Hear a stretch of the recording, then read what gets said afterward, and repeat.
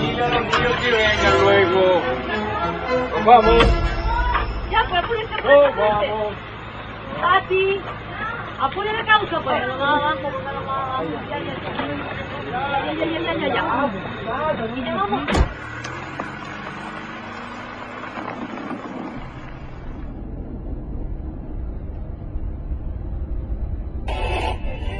El crecimiento económico de Chile para este año supera todo lo esperado, convirtiendo a Chile en una de las economías más sólidas. Seguimos siendo modelo de progreso para el mundo. ¿Cómo es que llegamos a ser un país tan bacán, Tata, si antes era un país tan pobre? Esto comenzó hace muchos años, cuando ustedes no habían nacido.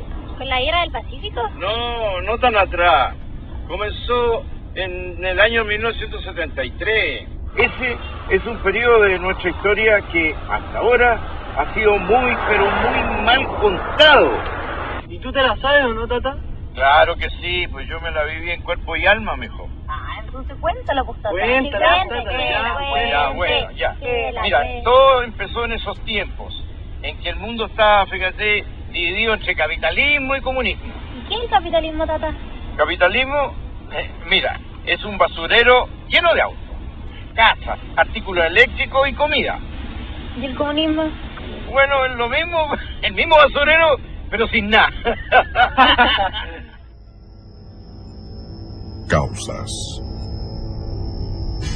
En 1970, el mundo se encontraba dividido entre dos ideologías políticas antagónicas e irreconciliables: la democracia y el comunismo marxista. Las dictaduras marxistas ya habían subyugado a la ex Unión Soviética, Alemania Oriental, China y Cuba, e intentaban extender sus dominios hasta América Latina. Ese año, el comunismo marxista vio la oportunidad de tomarse Chile fácilmente, accediendo al poder por la vía democrática del voto ciudadano, de la mano del líder de la Unidad Popular, el socialista Salvador Allende Gossen. Pero esta historia comenzó un poco antes, cuando en 1964 fue elegido presidente de Chile el demócrata cristiano Eduardo Frei Montalva, cuyo gobierno pavimentó el camino para la entronización del marxismo en el país. Al siguiente año, en la Universidad de Concepción, nacía el movimiento terrorista MIR. Las huestes comunistas, después que fueran proscritas y desarticuladas por el presidente Gabriel González Videla, habían logrado nuevamente reorganizarse. Mi teoría era muy clara y muy sencilla, y creo que es la única manera de defender la democracia en el mundo. Y es que la libertad que da la democracia no puede servir para ser destruida. Y usted, al darle cabida a un comunista y otorgarle los derechos y las libertades que tiene un demócrata, sencillamente usted lo que está es sentenciando a muerte a la democracia, como lo ha demostrado el Partido Comunista en todo el mundo. Como en 1970, el candidato de la Unidad Popular, Salvador Allende Gossen, en su cuarta postulación a la presidencia de la República, no alcanzó la mayoría absoluta de votos que necesitaba para ser elegido. Y por el sistema político de la época, o la institucional de la época, fue ratificado por el Congreso, quien le puso una serie de condiciones para el famoso Estatuto de Garantías, que por supuesto el presidente Allende después pasó por encima. Entonces se lo dijo a Regis Debray, recordemos. Que no hemos olvidado jamás un principio fundamental de la lucha de clases. Nosotros dijimos en la campaña electoral que nuestra lucha era para cambiar el régimen y el sistema, y que íbamos nosotros a conquistar el gobierno, para conquistar el poder, a hacer las transformaciones revolucionarias que Chile necesita. El mismo día que Allende fue ratificado como el nuevo presidente de Chile, cientos de personas abandonaron el país. En su primer mensaje del año 71 al Congreso Nacional, él fue muy explícito porque dijo: si el Congreso no acoge las reformas que nosotros estamos realizando, las reformas revolucionarias, puede desatarse en el país un clima de gran violencia. Estamos vigilantes, sabemos perfectamente bien lo que la historia señala y no nos van a pillar de sorpresa. Además, ese enfrentamiento, ¿no?, antagonismo, tendrá ¿Cómo no va a haber si nosotros partimos del hecho esencial marxista de irse clase? Apenas asumido el mando, Allende reiteró su decisión de instaurar en Chile una economía socialista que contemplaba la expropiación por parte del Estado de todas las actividades vitales para el desarrollo económico y social del país. Ya en el mes de noviembre de 1970, miles de casas habían sido ocupadas por la fuerza y más de 1000 predios agrícolas corrieron la misma suerte en los meses siguientes. Al cuerpo de carabineros no se le permitía actuar contra los usurpadores. Los propietarios quedaron solos y desamparados frente al abuso y al desalojo del que eran víctimas. En las primeras semanas de su mandato, Allende indultó a un grupo de extremistas, condenados por los tribunales de justicia por asalto, robo y asesinatos a policías durante el gobierno de Eduardo Frei Montalva. Allende los calificó como jóvenes idealistas.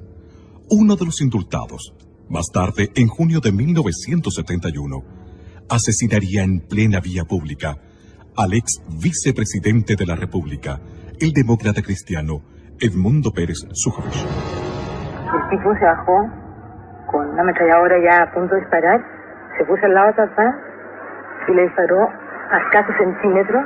A lo anterior, se agregó una errónea decisión económica.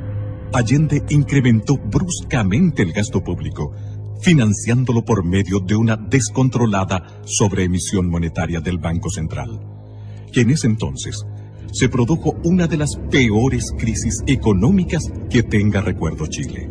Fue una época bastante difícil, porque junto con el directorio de la CIMED muchas veces fuimos al Ministerio del Interior a reclamar, ¿no es cierto?, para que nos dieran fuerza pública. Las tomas no eran solamente la gente del interior de la fábrica, normalmente eran tomas hechas por gente del exterior de las empresas. Y ahí se crearon los cordones industriales de Vicuña Maquena, de Cerrillo, con criterios políticos. Pero eso no implica que esas empresas vayan a ser autónomas y vayan a tener independencia para producir. No. Nosotros somos y seremos partidarios de una economía centralizada. Las empresas tendrán que desarrollar los planes de producción que fije el gobierno. Allende promovió la creación de fuerzas paramilitares clandestinas, alentando la vía armada, los saqueos, las tomas de terrenos y predios para llevar a cabo la reforma agraria. Hubo asesinatos en todo el país, estados de emergencia, cadenas obligatorias de información, culminando con la internación de armas clandestinas que provocó una total inseguridad ciudadana. Muchas veces él en distintos discursos, porque era un hombre que tenía mucha facilidad de palabra, hablaba en distintas ocasiones, iba a poblaciones, ahí manifestaba en largas peroratas manifestaba sus puntos de vista con mucha elocuencia. Dijo frases tales como si hay una revolución reaccionaria, armas tendrá el pueblo. Corrían tiempos complejos, difíciles de imaginar para las nuevas generaciones de chilenos. La ciudadanía debió soportar innumerables atropellos, privaciones y temores. Ningún propietario de tierras, empresa o comercio podía trabajar con la seguridad de que su propiedad no fuera expropiada por cualquier razón. Fui con mis 4 hijos, con mi guagua en los brazos y mis hijos al lado mío y les dije, así que ustedes me tienen amenazada de muerte, aquí están mis hijos y aquí estoy yo. Mátenme cuando ustedes quieran. Yo sufrí mucho ahí. El clima de enfrentamientos que vivía Chile llegó a su punto de ebullición el miércoles 1 de diciembre de 1971, coincidiendo con la visita de Fidel Castro. Chile se da a conocer en el mundo por la acción de sus mujeres. Ellas se levantaron contra el gobierno porque el gobierno las presionaba a no tenerle alimentos para sus hijos. Donde habían colas me ponía para lo que fuera. No teníamos pasta de dientes, no había jabón, no había con qué hacerse aseo, no había con qué lavar, no había nada. Y además hicieron la mayor manifestación pública, la marcha de las cacerolas, que fue interrumpida por los terroristas del MIR que las apalearon, les tiraron papas con hojas de afeitar adentro, les clavaron los glúteos, en fin, 160 mujeres heridas en una marcha que nunca más se conoció en Chile. Muchos, y me recuerdo como el día de hoy, cuando muchos tipos de los cordones industriales se pusieron en las gradas del Santa Lucía y nos tiraban papas con gilet, como el día de hoy. Y las mujeres también se encerraron, se tomaron los jardines del Congreso Nacional y se amarraron en sus rejas. Y lloraban. Y la gente que pasaba le regalaba un pañuelo. Ellas añadieron un pañuelo que la gente les dejó y le dieron una vuelta completa con pañuelos a todo el Congreso Nacional. Perdone que me emocione, pero estos recuerdos son de un hijo para su padre.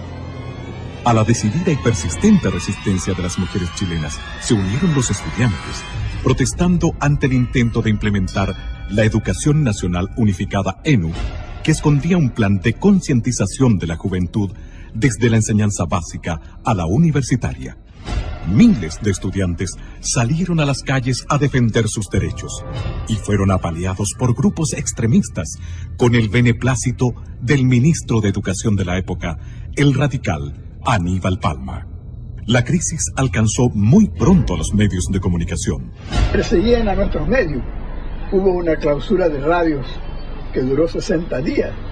Las radios en Chile fueron en ese tiempo determinantes para informar a la población de lo que significaba caer en el comunismo. En marzo de 1972, una nueva y grave ilegalidad estremeció al país. Desde un avión de la línea aérea cubana de aviación, fueron desembarcadas en el aeropuerto de Pudahuel una serie de misteriosas cajas. Estas ingresaron al país vulnerando el procedimiento de control del Servicio Nacional de Aduanas, por orden expresa del entonces director de investigaciones y del propio ministro del Interior, Hernán del Canto. Semanas después, se pudo constatar que lo que contenían las cajas era armamento, ingresado ilegalmente al país, destinado al grupo de amigos personales de Allende, GAP. Que las únicas armas las pueden tener las Fuerzas Armadas, y este era un grupo armado paramilitar. Como fue muy criticado el hecho de que tuviera una Guardia Armada personal, GAP, después hicieron un cambio y dijeron no, si en realidad no es una Guardia Armada personal, es un grupo de amigos personales, y a eso obedece la sigla GAP. Años más tarde, el escritor cubano Norberto Fuentes confesaría en una de sus obras que ingresar armamento a Chile en cajas rotuladas como valija diplomática fue un procedimiento común del gobierno de Cuba durante el periodo de Allende. En junio de 1972, otra situación tensional sacudió al país al negarse el presidente Allende a promulgar completa la reforma constitucional aprobada por el Congreso, que volvía inexpropiables los predios inferiores a 40 hectáreas. Hay una ley. Esa ley indiscutiblemente nos va a llevar a nosotros a expropiar todas las haciendas, todos los fondos que supere el mínimo establecido por la ley. Y esto produjo un verdadero caos y desastre en la producción agrícola. Tanto es así de que las autoridades reconocieron en su tiempo de que la producción agrícola era equivalente al año 1935. Si no hubieran quitado el fondo, era como quitarme la vida. Y nos querían quitar el fondo porque estos desgraciados aprobaron una ley, ¿no es cierto?, de quitarle todos los fondos a los agricultores sin pagar ninguna indemnización. Al presidente de la República, por enésima vez, la actitud ilegal de la autoridad administrativa. La oposición consideró este acto inconstitucional. Las cosas no pueden seguir como están. La Contraloría General de la República le dio la razón. En medio de esta polémica, el Partido Nacional declaró que el presidente de la República, al no promulgar la reforma constitucional, estaba violando en forma deliberada y sistemática su promesa solemne de respetar y hacer cumplir la Constitución y las leyes. ¿Se imaginan ustedes cómo fue esto? En esos momentos en que había una efervescencia nacional, estuvimos a punto de una revolución. En el mes de octubre de 1972, en medio de una inflación galopante que superaba el 260% anual y ante la posibilidad de ser estatizados o ir a la quiebra, la agrupación de dueños de camiones inició un paro nacional. Querían seguir trabajando, había una persecución tremenda, si tú no eres comunista o socialista, preso, ¿ya? Y vino una sensación de inseguridad familiar primero, y después de todos los camioneros que son bravos para sus cosas. Comenzó a fallar la benzina. No le entregaban combustible a los camioneros, que éramos de una línea, ¿ya?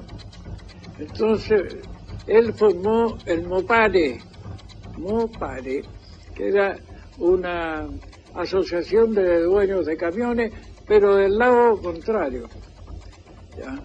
El Mopare recibía todo, neumáticos, camiones, combustible, y a nosotros nos comenzaron a encerrarnos.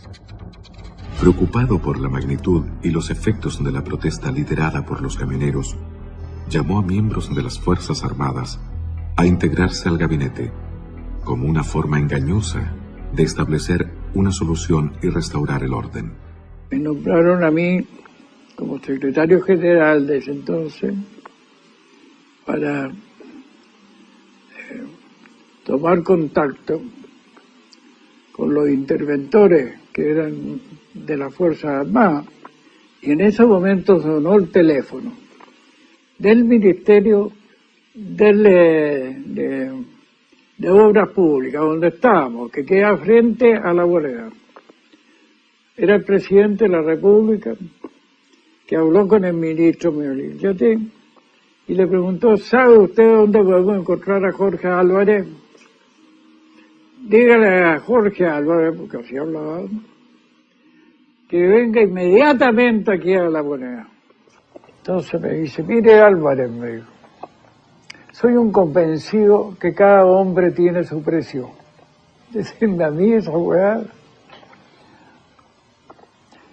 Y por lo tanto yo le voy a hacer un ofrecimiento a usted, con tal que me pare el paro.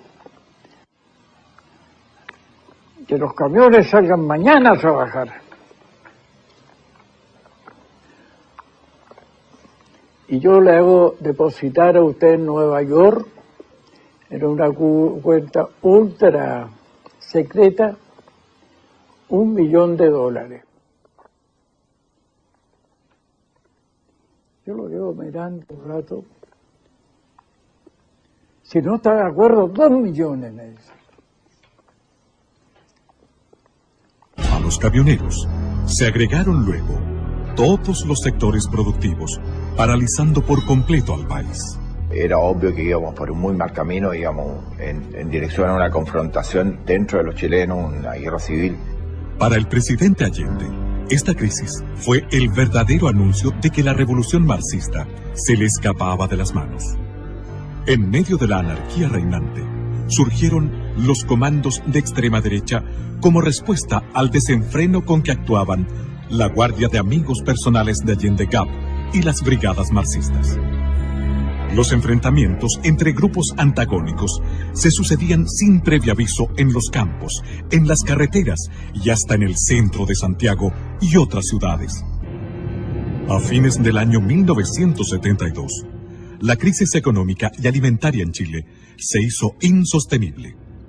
El gobierno de la Unidad Popular comenzó a preparar a la población para un plan de racionamiento de alimentos, combustibles y energía. La ola estaba creciendo y el desenlace, fuera cual fuere, tenía mal pronóstico. Las Fuerzas Armadas estaban inquietas ante el caos absolutamente visible y palpable, pero se mantenían observantes, fieles a la Constitución, sin intervenir pese al clamor popular que les imponía abruptamente hacer algo. La manera más gráfica y clara de saber lo que ocurría al interior de ellas se devela en alguno de los párrafos de un extenso memorándum confidencial del ejército emitido en 1973 que decía: se ha perdido el respeto por la vida humana, se mata sin temor ni escrúpulo. La propiedad privada tampoco es respetada. El gobierno no da sintonías de desear poner un fin drástico al extremismo en todas sus organizaciones. Las Fuerzas Armadas se sienten íntimamente engañadas y frustradas al constatar que grupos extremistas adversos que no vacilan en atacarlas y socavarlas actúan con el beneplácito de miembros del partido de gobierno. Se ha pasado a una nueva etapa de enfrentamiento en el que las Fuerzas Armadas han sido agredidas y penetradas. Se estima que la guerra no convencional ya ha comenzado. El 21 de mayo de 1973, al hablar en el Estadio Nacional ante sus enfervorizados seguidores, Allende afirmaba que, utilizando primero la ley, haré uso luego de la violencia revolucionaria si fuera necesario. Carlos Altamirano, que era probablemente el más exaltado de los elementos del gobierno de la Unidad Popular, le confesó a la periodista Patricia Pollicer en un libro que se llama Altamirano, cómo era la distribución de los elementos armados que tenía cada partido de la Unidad Popular. Y de esa cuenta uno saca la conclusión de que ellos tenían unos 10.000 hombres en armas. Yo me acuerdo que me regalaron, como recuerdo, una boina de un capitán de ejército cubano que había estado combatiendo contra nuestras fuerzas y había obviamente perdido la vida. Este ejército ilegal que se estaba preparando para un golpe que iba a permitir que la Unidad Popular se hiciera de la totalidad del poder. ¿Dónde estaban esos políticos cuya responsabilidad primordial, si no única, es la de velar por la paz, por la seguridad y por el progreso de la comunidad que los eligió? Cuando el Partido Socialista dice en su Congreso Anual de Chillán en 1961 que no descarta la toma del poder por las armas, y lo vuelve a repetir en los congresos de los años siguientes. Repentinamente, el 29 de junio de 1973, un regimiento blindado de Santiago se rebeló en el llamado Tanquetazo e invadió el perímetro de seguridad del Palacio de la Moneda. El levantamiento fue dominado en pocas horas por el mismo ejército, pero tuvo la virtud de revelar la verdadera actitud e intenciones del presidente Allende. Yo estoy aquí, en Tomás Moro, dijo por radio, con los elementos suficientes para defendernos. Llamo al pueblo a que se tome las industrias, todas las empresas, que estén alerta, que se vuelquen al centro, pero no para ser victimado. Que el pueblo salga a las calles, pero no para ser ametrallado. Que lo haga con prudencia, con cuanto elemento tenga en sus manos. Si llegó la hora, armas tendrá el pueblo. Pero nosotros estamos alerta y tenemos que decirle a todos los que estén en actitud vigilante. Y por eso en la concentración de esta tarde yo voy a plantear algunos aspectos en que el pueblo debe tener más conciencia. Usted está cumpliendo su programa, enfrentamiento continuo, permanente, hasta si ellos lo buscan, si ellos lo provocan. Ahora el enfrentamiento frontal. El viernes 6 de julio de 1973, el expresidente de Chile, Eduardo Frei Montalva, que fuera señalado por Pablo Neruda como el general civil del 11 de septiembre, reunido con los representantes de la Sociedad de Fomento Fabril, puso el dedo en la llaga al manifestar: el país está desintegrándose y si no se adoptan urgentes medidas rectificatorias, fatalmente se caerá en una cruenta dictadura marxista a la cubana. Nada puedo hacer yo, ni el Congreso, ni ningún civil. Desgraciadamente, este problema solo se arregla con fusiles. Y a continuación dijo: les aconsejo plantear sus aprehensiones directamente a los comandantes en jefe de las Fuerzas Armadas. Ojalá hoy mismo. El 22 de agosto de 1973, la Cámara de Diputados del Congreso Nacional aprobó e hizo público el acuerdo que expresaba la desaprobación del ente legislativo ante las circunstancias y evidencias de lo que estaba ocurriendo en Chile, afirmando en alguno de sus párrafos que el gobierno no ha incurrido en violaciones aisladas de la Constitución y de la ley, sino que ha hecho de ello un sistema permanente de conducta, atropellando sistemáticamente las atribuciones de los demás poderes del Estado, violando reiteradamente las garantías que la Constitución asegura a todos los habitantes de la República y permitido y amparado la creación de poderes paralelos y legítimos que constituyen gravísimo peligro para la nación. Un día después de la declaración de la Cámara de Diputados, el 23 de agosto de 1973, tras un confuso incidente que evidenció la pérdida de liderazgo del general Carlos Prats al interior del ejército, el gobierno de Allende procedió a entregar el mando total del ejército al general de división Augusto Pinochet Ugarte, previa dimisión voluntaria de su antecesor, el general Prats.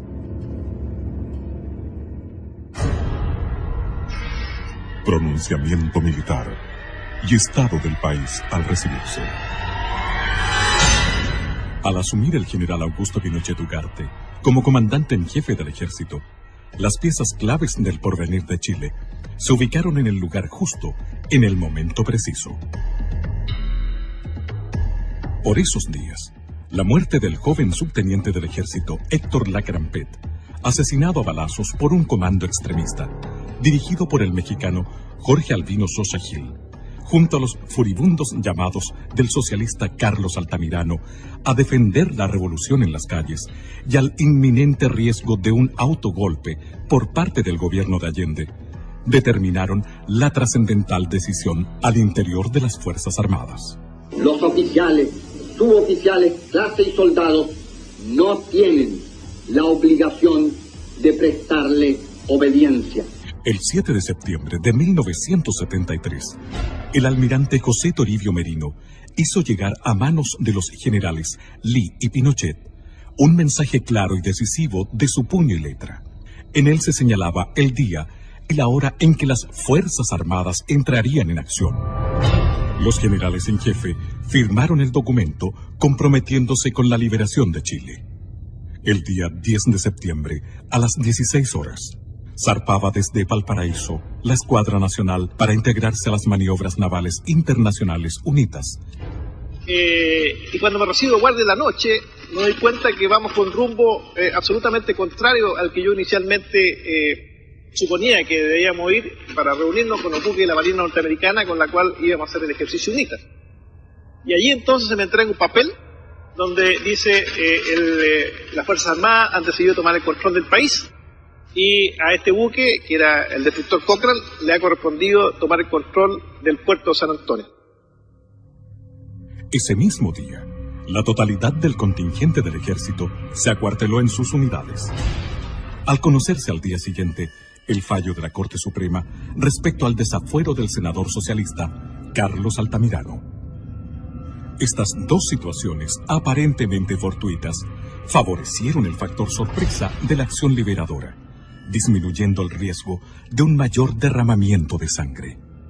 En la madrugada del 11 de septiembre de 1973, Augusto Pinochet, comandante en jefe del ejército, establece su cuartel general en el recinto militar de Peñalolén, mientras Gustavo Lee, comandante en jefe de la Fuerza Aérea, se instala en su cuartel general de la Academia de Guerra Aérea y el general Mendoza hace lo propio en el edificio de carabineros de General Norambuena, pleno centro de Santiago. En Valparaíso, el almirante Merino arriba a su cuartel general de la Academia de Guerra Naval. Minutos más tarde, la Escuadra Nacional reapareció sorpresivamente en Valparaíso, mientras las Fuerzas Armadas procedían a tomar la ciudad, desplegándose por toda la costa. En Santiago, el ejército hacía lo propio, acercándose a la Moneda. Santiago, 11 de septiembre de 1973. Teniendo presente, primero, la gravísima crisis económica, social y moral Las Fuerzas Armadas y Carabineros de Chile declaran, primero, que el señor presidente de la República debe proceder a la inmediata entrega de su alto cargo a las Fuerzas Armadas y Carabineros de Chile. La proclama de la Junta de Comandantes en Jefe de las Fuerzas Armadas y de Orden remeció a Chile entero. A las 7:30 de la mañana, la liberación de Chile estaba en marcha. Que en pocas horas, las Fuerzas Armadas controlaban todas las ciudades y centros estratégicos del país. Al atardecer del 11 de septiembre, la primera gran batalla por la libertad de Chile había concluido. A esa hora, el almirante José Toribio Merino llegaba en helicóptero hasta la escuela militar. Allí lo esperaban el general Augusto Pinochet, el general Gustavo Lee y el general César Mendoza. Fue la primera vez que se reunieron los 4 jefes de la Junta Militar. Tras los saludos marciales de rigor, dieron paso a los abrazos del triunfo y al comienzo del trabajo abrumador que tenían por delante. Semanas después del pronunciamiento militar, Patricio Elwin, uno de los principales líderes de la democracia cristiana, validó políticamente la acción de las Fuerzas Armadas de Chile al declarar en una entrevista a un corresponsal del News Service de Washington y Bonn. La llamada vía chilena de construcción del socialismo, que empujó y enarboló como bandera a la unidad popular y exhibió mucho en el extranjero, estaba rotundamente fracasada. Y eso lo sabían los militantes de la Unidad Popular y lo sabía Allende. Y por eso ellos se aprestaban, a través de la organización de milicias armadas, muy fuertemente equipadas, que constituían un verdadero ejército paralelo, para dar un autogolpe y asumir por la violencia la totalidad del poder. En estas circunstancias, pensamos que la acción de las Fuerzas Armadas simplemente se anticipó a ese riesgo para salvar al país de caer en una guerra civil o en una tiranía conveniente. ¿Para qué queremos un nuevo gobierno? Queremos un nuevo gobierno para que venga a haber seguridad en la familia chilena, para que las mujeres puedan dedicarse a tu casa y a tus hijos y no tengan que estar perdiendo horas y horas, días enteros, en hacer la cola del aceite, la cola de la harina, la cola del azúcar, la cola del pan. La primera batalla había sido ganada, pero ahora venía otra, más larga y compleja que la anterior. Y bajó mi general en manga de camisa, con manga corta, en manga de camisa, y se sentó ahí y dijo, bueno, pues amigos, ustedes saben por qué están aquí. No, nosotros no teníamos muy clara la situación. Dijo, porque vamos a formar un comité asesor, porque me tienen que ayudar, pues amigos. Recibían un país absolutamente quebrado, desde el punto de vista económico, social, de todo punto de vista, y especialmente esa confrontación que había entre los chilenos era muy profunda. Así lo estimaba también el expresidente demócrata cristiano, don Eduardo Frei Montalva. Vengo a este sitio para, junto con todas las iglesias de Chile, orar por la paz y la reconstrucción de nuestra patria. Señor general, juráis, por Dios, por la patria y la justicia, cumplir y hacer cumplir los postulados del acta de constitución de la Junta, con toda la energía que vuestro amor por Chile y con todos los medios a vuestro alcance, cualquiera que sea el sacrificio que ellos os demanden? Sí lo juro. Sí lo juro. Sí juro. Sí juro. Ese mismo día se comunicó a las representaciones diplomáticas acreditadas en el país que la Junta Militar había asumido el mando supremo de la nación y que se rompía relaciones con Cuba y con Rusia.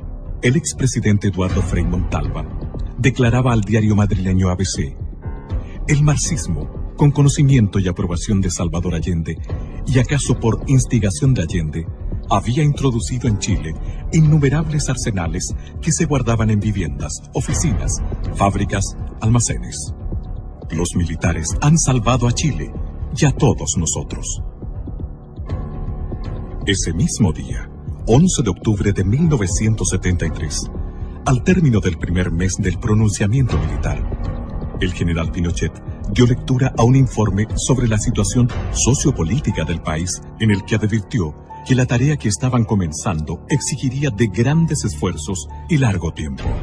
El país vive en estos momentos una de las etapas más difíciles de su historia. Ella es el fruto de una pesada herencia que recibimos. Las palabras del general Pinochet, refiriéndose a que no había plazos ni fechas claras acerca del término de su misión al mando de Chile, no fueron bien recibidas por la clase política chilena, en especial por los partidos de centro que esperaban ser beneficiados con una entrega inmediata del poder por parte de las Fuerzas Armadas.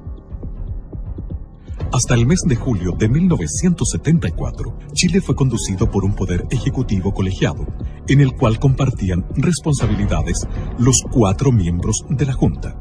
En esta fecha, mediante el Decreto Ley 806, el general Pinochet recibió el título de Presidente de la República. En tanto, la Junta quedó investida de poderes constituyentes y legislativos.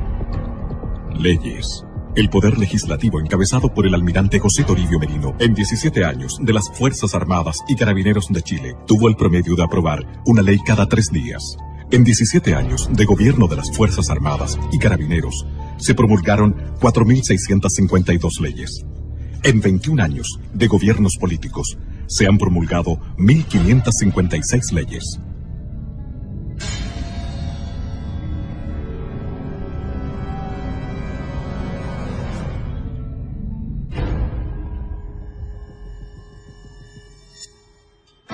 Bajo la conducción del presidente Pinochet, se organizó el Comité Asesor, encargado de diseñar el plan que se requería para sacar a Chile de la ruina en que lo había sumido el marxismo. Nos pusimos en la tarea con varios personajes como Gastón Acuña, Jaime Guzmán, Rubén Díaz, Neira y otros, a la creación de cosas que el gobierno debía hacer, darle ideas a los militares. Si bien los militares no tenían una concepción de detalles sobre el manejo económico del país, contaban con la suficiente inspiración para delinear y aplicar un modelo innovador de desarrollo y con los conocimientos de una serie de destacados oficiales jóvenes que habían hecho estudios y obtenido títulos universitarios en economía en paralelo a su carrera militar. Estudiaba yo en la universidad, en la Escuela de Economía, cuando un día, estando en la Academia de Guerra, el subdirector de la Academia de Guerra era precisamente el comandante don Augusto Pinochet Ugarte. Llegué a Santiago y nos constituyó a cargo del general Canesa a 10 oficiales del ejército que habíamos tenido de alguna u otra forma de preparación extrainstitucional para que le ayudáramos en esta asesoría, lo que se llamó el Estado Mayor Presidencial primero, pero que después pasó a llamarse el Comité Asesor. Que después de algunos pocos 2 o 3 años se transformó en el Ministerio Secretaría General de la Presidencia. No teníamos ni dónde almorzar, ¿se acuerdan? Y nos daban un rancho como Carabino. ¿Qué íbamos a alegar? Así nació esta cuestión, de a poquito, de a poquito, de a poquito. Así, asesorado por su propio staff y por la pericia de un grupo de jóvenes y brillantes economistas, egresados de la Universidad Católica de Chile, con postgrado en la Universidad de Chicago, y del propio Milton Friedman, el presidente Pinochet asumió este desafío, firmemente convencido de que era el único modo posible de levantar al país en corto tiempo. El 14 de septiembre de 1973 se integró a este equipo el economista Sergio de Castro, asesor del ministro de Economía Fernando Lenis y uno de los redactores del célebre documento denominado El Ladrillo, que más adelante se convertiría en el líder de los economistas liberales que diseñaron y dieron vida al milagro chileno. Los militares ordenaron todo este asunto del país. Estoy escuchando su conversación y sabe que lo más importante es que una vez que los militares ingresaron al gobierno, automáticamente el marxismo se terminó. Y la guerra también. Ojalá hubiese sido así, porque a partir del 11 de septiembre del 73 se renovó con mayor fuerza la guerra irregular. Tata, ¿qué es la guerra irregular? ¿No son tan guerras? Mira, son guerras no como las tradicionales, es cuando no se ve el enemigo de cara. Eso es terrorismo, es lo que pasa con las FARC, con los talibanes. Chuta, ¿y eso pasó aquí en Chile, Tata?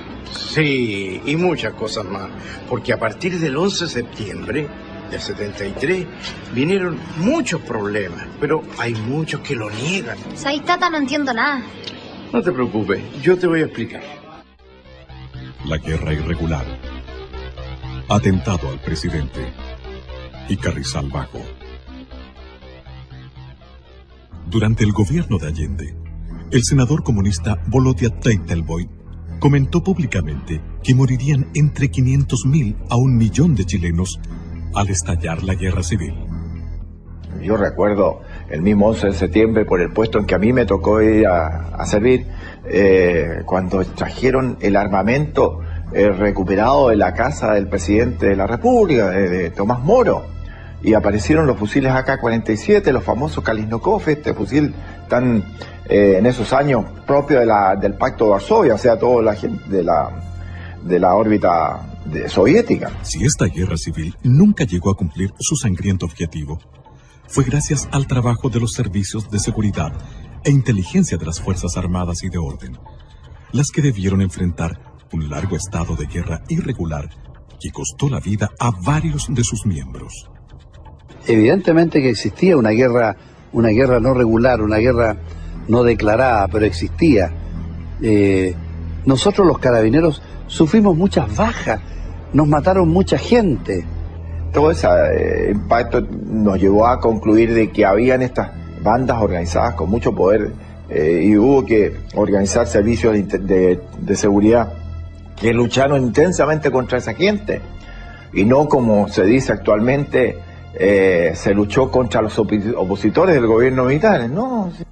Por consecuencia, esto los obligaría a aceptar que el calificativo recurrente de asesinos en realidad se lo merecen quienes armaron a jóvenes inexpertos para enfrentarse al ejército institucional y no los miembros de este, que por obligación profesional debieron reprimir a un ejército irregular. Hoy puedo afirmar que por suerte no obtuvimos la victoria, porque de haber sido así, teniendo en cuenta nuestra formación y el grado de dependencia con Cuba, hubiéramos ahogado el continente en una barbarie generalizada.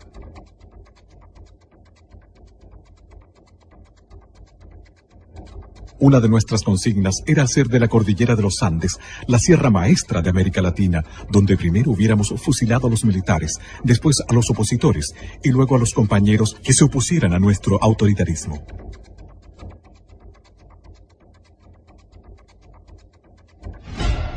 Este estado de guerra irregular solo fue evidente para la ciudadanía a través de algunos hitos que trascendieron hacia la opinión pública, como los secuestros y asesinatos de relevantes personajes del quehacer nacional. El decomiso de los arsenales clandestinos de Carrizal Bajo y el intento de magnicidio contra el presidente de la República. Todo esto se prepara a fines del 83. Ahí comienza a armarse, junto con la creación formal del Manuel Rodríguez, del movimiento Manuel Rodríguez. Esta era una cooperación revolucionaria de Fidel Castro al Partido Comunista. O sea, aquí el Partido Comunista en el año 86 era sí o sí. El régimen militar tenía que terminar, a como diera lugar. Pese a que la Constitución de 1980 dejaba establecidos los plazos para transferir el poder a quienes el pueblo eligiera en los procesos electorales de 1988 y 1989, como efectivamente sucedió, el 14 de diciembre de 1983, surgió la organización autodenominada Frente Patriótico Manuel Rodríguez. ¿Estas armas de dónde venían? Estas armas eran armamento del ejército de Estados Unidos abandonado en Vietnam. Y eso pudo determinarlo un peritaje del FBI. Estas armas fueron llevadas a Cuba, fueron entregadas a Cuba. Y Cuba lo reconoce en más de alguna publicación que se han hecho, en barcos pesqueros de alta mar, los trajeron a las costas chilenas. Sabemos aproximadamente por la cabida que tenían las dos goletas, que ingresaron alrededor de 70 a 80 toneladas y se lograron pesquisar entre 55 a 60 toneladas. El resto o está en la zona o está repartido. Por lo que se ha escuchado, dice que esas armas están en algún lugar y bien guardadas y bien mantenidas. Esta fue una larga investigación, hubo más de 60, 70 procesados, detenidos, fueron condenados, y los más importantes de estos se fugaron en una gran fuga de febrero o enero del año 90. Y los otros, bueno, los otros están amnistiados, indultados, desde luego ninguno en Chile. Ahora, ¿qué iban a hacer con 4.000, 5.000 M-16? ¿Tenían 4.000, 5.000 combatientes? Había mucho combatiente preparado. Mucho combatiente preparado en Cuba, en Angola, en Nicaragua. Habían oficiales que sí prepararon esto. El propio atentado al general Pinochet, no le quepa la menor duda, que fue preparado por oficiales de Estado Mayor cubanos. El cohete Low para un tanque. El cohete Low genera de 2.000 a 3.000 grados Celsius. Era para que no hubiese salido nadie vivo. ¿Por qué? Porque la carretera era de 2 pistas, una ida y una de vuelta. Cerraron una pista con un vehículo, con una casa rodante. Al otro lado había una quebrada de 200 metros. Había un pequeño murallón de 20 metros al otro lado. Y por el camino hacia el oriente lo cerraron con una camioneta Loop con 6 hombres, con Low y con M-16. Eran alrededor de 21 o 22 hombres. A uno de los vehículos adelantados los carbonizan con un Low. Los matan a los 4 que han convertido en carbón. Miguel Pinochet iba en un Mercedes-Benz. Iban 2. Ellos no sabían en cuál de los 2 iba, pero eran autos blindados. Y les dispararon por todos lados, le tiraban granadas, los autos saltaban. La reconstrucción de escena estaba clarísimo. Pero los autos resistieron absolutamente. Y cuando llega el momento en que uno le dispara un Low, esos que paran un tanque, ahí yo creo absolutamente en los milagros, pero en este caso es un milagro científico, que el Low, para prepararse, entonces para explosar, requiere de un mínimo de distancia, requiere a lo menos 25 a 30 metros para prepararse, porque si no, muere el tirador.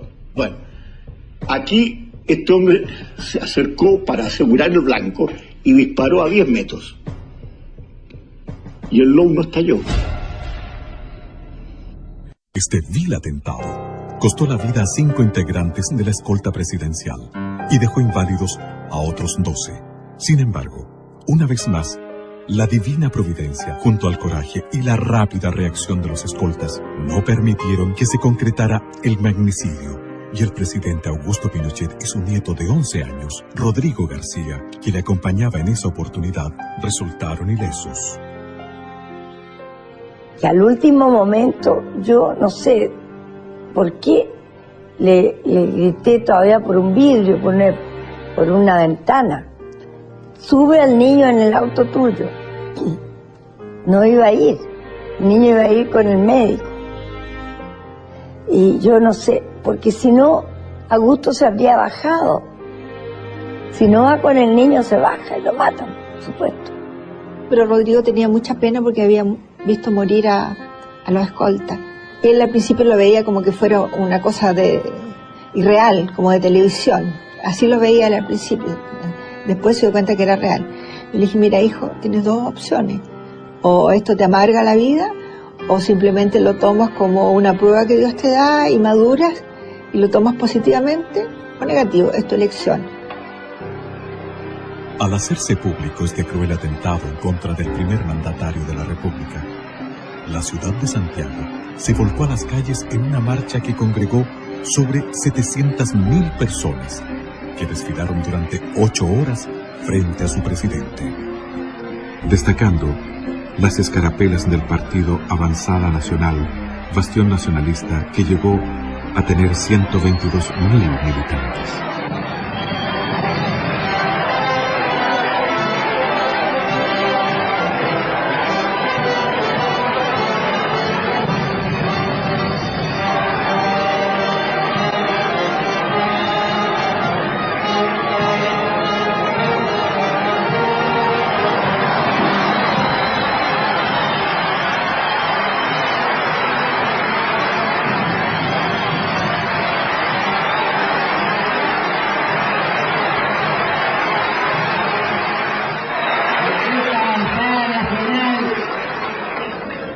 La hizo crecer desde pequeña y ya está hecha un hombre.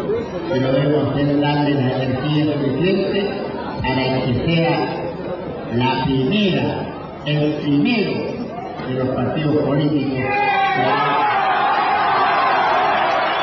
Surgió precisamente Avanzada Nacional, como he dicho, el 21 de mayo de 1987, con el propósito de contribuir a la tarea histórica de la reconstrucción nacional. Reconstrucción nacional que se inició con el pronunciamiento militar del 11 de septiembre de 1973. Después de sufrir el más vil atentado que me ha permitido seguir viviendo para luchar por la libertad de nuestra patria, reitero que, mientras él me lo permita, emplearé todas mis energías al servicio de esta tierra que tanto. Qué heavy, tata. Mansa historia que no conocíamos. Creo que yo no me sabía la historia completa. Es natural que así sea, porque se ha dicho pocas verdades y muchas mentiras durante largo tiempo. La Concertación se ha empecinado en escribir la historia de Chile solo con fragmentos de verdad. Los logros. El legado del presidente Augusto Pinochet a Chile. El presidente Augusto Pinochet asumió el gigantesco desafío de reconstruir a Chile no solo en el aspecto económico, sino como nación y Estado. Este ideario quedó plenamente expresado en los documentos Declaración de Principios del 11 de marzo de 1974 y en el Objetivo Nacional del 23 de diciembre de 1975, que sirvieron luego de base para reformular la Carta Fundamental y Constitución de la República, sometida a plebiscito el año 1980. Por razones obvias, el mayor esfuerzo inicial fue puesto en la recuperación económica. Y si hay un logro indesmentible, aceptado tanto por adherentes y adversarios del gobierno de las Fuerzas Armadas y de Orden, es que éste recibió un Chile en ruinas y entregó un país en orden y progreso. Cuando en el resto del mundo, en prácticamente todo el mundo, existía una política muy estatista, muy socialista, en que era absolutamente distinta de esta economía. En el mismo Chile, la economía estaba absolutamente fijada y manejada, estaban fijadas las tasas de interés, estaban fijados 3.500 precios, sencillamente estaba desconocida prácticamente la propiedad privada. En 1975, para sacar al país de la ruina financiera en que lo había sumido Allende, el gobierno se vio en la necesidad de implementar un tratamiento económico de choque. Tras unos primeros años de dificultades, el método aplicado comenzó a afianzarse y el país inició una rápida recuperación económica. El sorprendente progreso y prosperidad de Chile motivó a que el mundo comenzara a hablar muy pronto del milagro chileno. Años más tarde, en 1985, en medio de la primera gran crisis que estremeció conjuntamente a todas las economías del planeta, el gobierno llamó a integrar el gabinete a Hernán Vigi. Tras conocer su propuesta para superar el aciago momento, el presidente Pinochet lo nombró ministro de Hacienda. bajo su gestión, se retornó a los principios liberales implementados con éxito por los Chicago Boys. Se controló la crisis y se inició el notable crecimiento económico que llevó a Chile a duplicar su PGB en los siguientes 10 años. En Chile y en el mundo se habló entonces del segundo milagro chileno.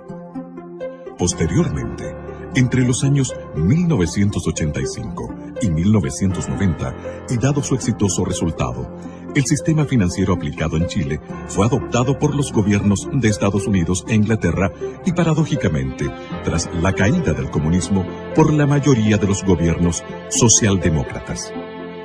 Que los logros del gobierno militar son muy grandes, que se han tratado de minimizar por el mundo político hoy día, pero hay que visualizarlo en todo su contexto. Fíjese que él nunca hacía mención de las cosas que había hecho. No se vanagloriaba de nada.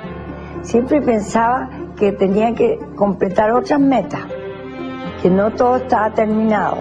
Yo creo que el tema de las obras de mi papá, no creo que nadie debe mencionar nada, es simplemente la historia.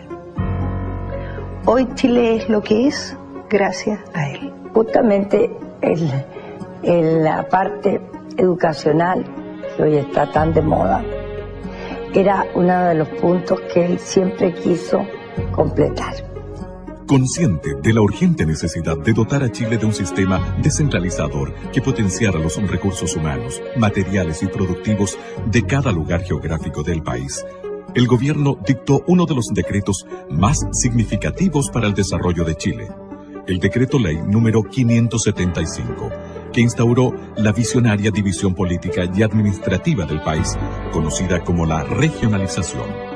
Y todos integrados a hacer lo que estamos haciendo. Si todos tenemos un objetivo, que es levantar a la nación. No se trata de levantar una parte, se trata de levantar todo el país. Me dijo, yo quiero, así con la voz que tenía, yo quiero un organismo de colaboración al más alto nivel y en todas las direcciones. ¿Está claro? Sí, mi general. Bien, a trabajar. Esta nueva división política y administrativa de Chile fue un paso gigantesco en pos de la integración del país, que hasta la fecha aparecía extremadamente dependiente del gobierno central. Tras la regionalización, con notable visión geopolítica, el presidente Pinochet hizo realidad la construcción de la Carretera Austral, la ruta más hermosa de nuestro país, integrando a Chile, el extremo sur y a sus habitantes. Era el país a un porcentaje importante, el país que estaba totalmente aislado. Y el regimiento Araucano Osorno inició el camino, la carretera austral, desde el lago Yelcho hacia el sur. El presidente de la República dispuso que se iniciara el camino desde Chaitén al sur, y es así como el año 82 se inauguró el tramo de Chaitén a Coyhaique, 420 kilómetros. Y además de esos 420 kilómetros se hicieron 7 caminos transversales. ¿Ante cuánto teníamos que sacrificarlo para salir a hacer nuestro trámite?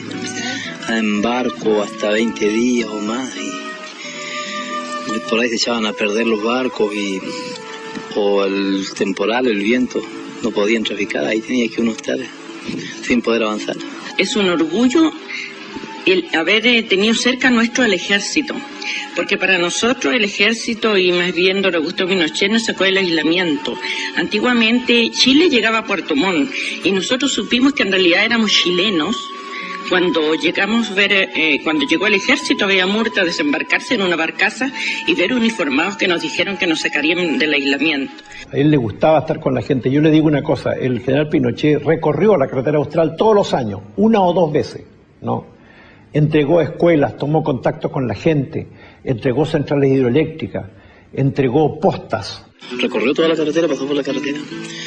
Sí, fuimos al encuentro de él cuando yo trabajaba en Guadalajara ese tiempo, y al cruce de Guadalajara fuimos. a darle un esquinazo. Esta región a él lo recordará por las grandes obras, porque es el único presidente que ha tenido Chile que se ha acordado de nosotros. Es el único que nos hizo una carretera austral, es el único que dio luz, que dio teléfono y que nos dio las comodidades que hoy tenemos.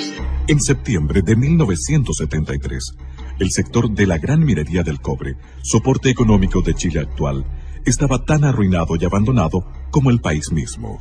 Cuando llegué a la minería, era un sector que estaba con una explotación bastante incipiente. Para muestra, darte un botón. No tenían dónde hacer la depositación de los relaves en el cobre. Y la depositación de relaves, lo mismo que a usted le entregan una casa sin alcantarillado. ¿Cómo sigue produciendo?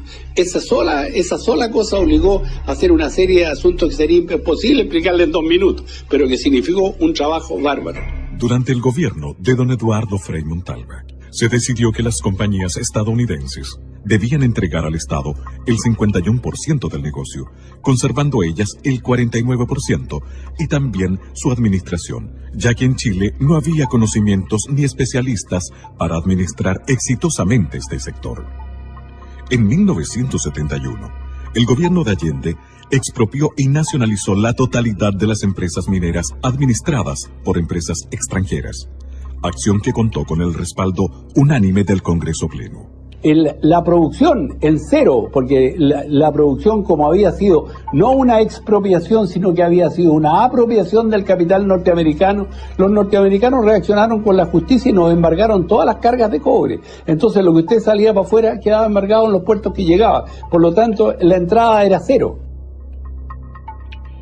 El presidente Pinochet concibió a las empresas que conformaban la gran minería del cobre como una entidad unitaria regida por una política general global, con objeto de maximizar la eficiencia y aprovechar la economía a escala. Así fue que en 1976, el Decreto Ley 1350 creó Codelco Chile.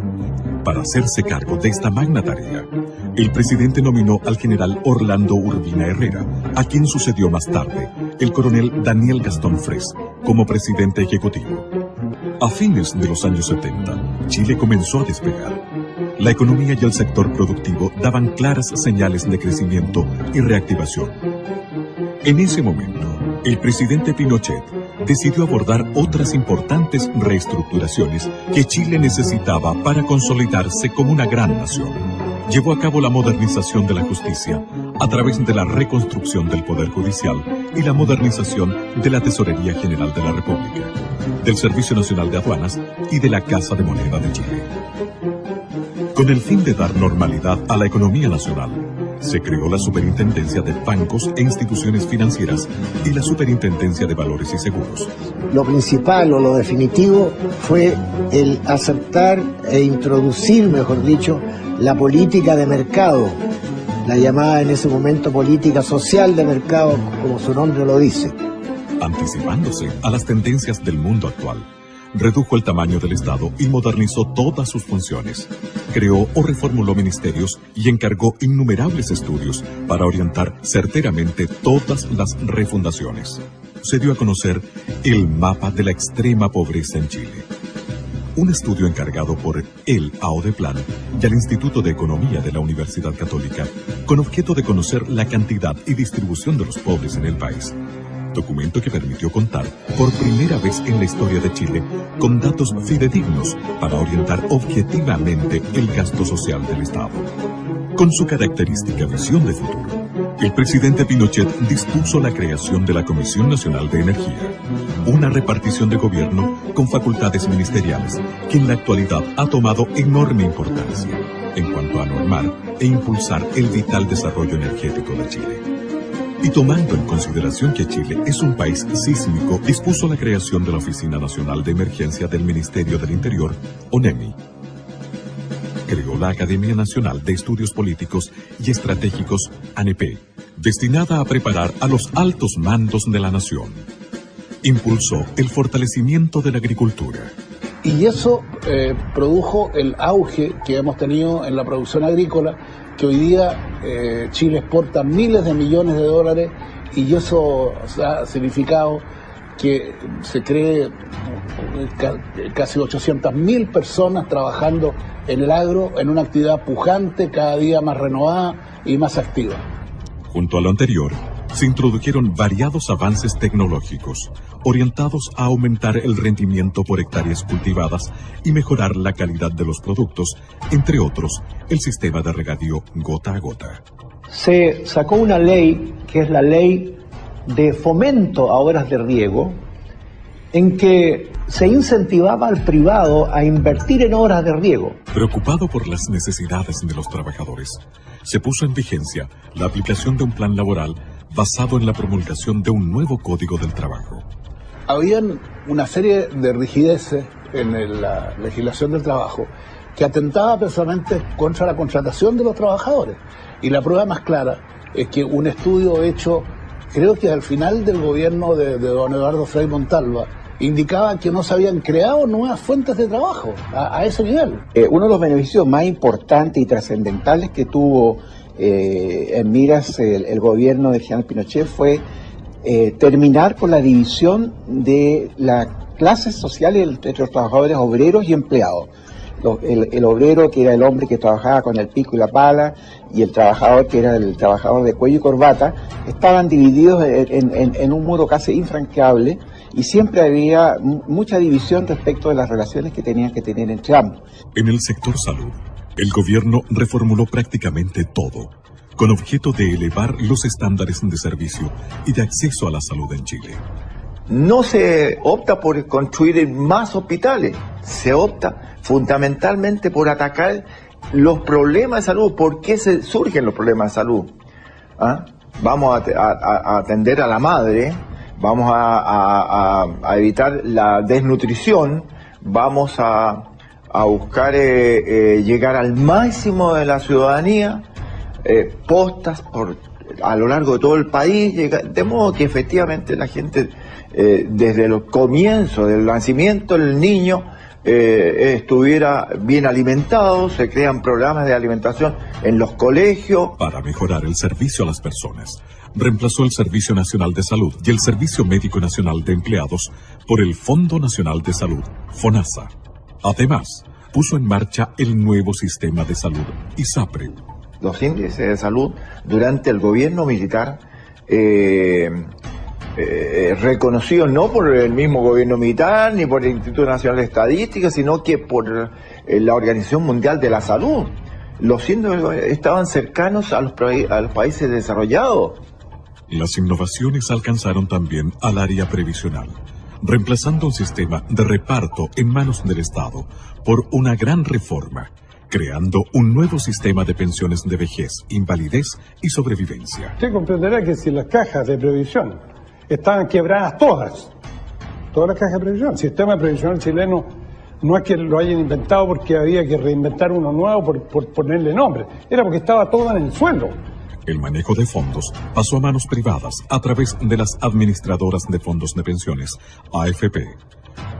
Al mismo tiempo que es efectivo y eficiente, y que es copiado por muchos países del mundo, permite generar en Chile una tasa de ahorro excepcional de luego en Latinoamérica. Modificó el sistema educacional chileno con objeto de vincularlo con la realidad laboral y productiva del país, a través de la Ley Orgánica Constitucional de Enseñanza LOCE, que establece los requisitos mínimos que deben cumplir los niveles de enseñanza básica y media. Antiguamente teníamos alrededor de 100.000 alumnos en la educación superior, llegamos a 300.000 alumnos en la educación superior, abriendo las posibilidades de la universidad a muchos chilenos. Estableció la beca Presidente de la República, que ha sido útil para la formación de excelencia y reforzamiento de las nuevas generaciones en centros de estudios en Chile y en el exterior.